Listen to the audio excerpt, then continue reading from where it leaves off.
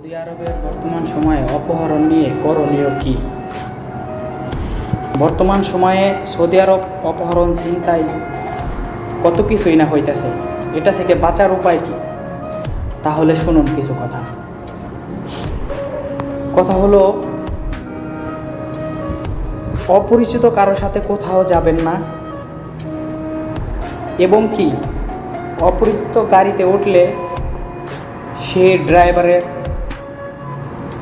ID কার্ডের picture এবং কি গাড়ির নাম্বার প্লেটের পিকচার আপনার রুমের কোনো বন্ধু বা পরিচিত কেউ থাকলে তাদের কাছে হোয়াটসঅ্যাপে মেসেজ করে পাঠাই দিয়ে রাখেন।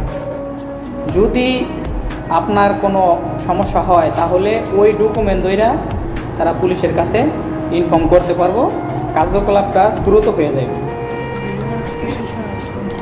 আতঙ্কিত নয়, সাবধান হন, সুস্থ জীবনযাপন করুন। ধন্যবাদ।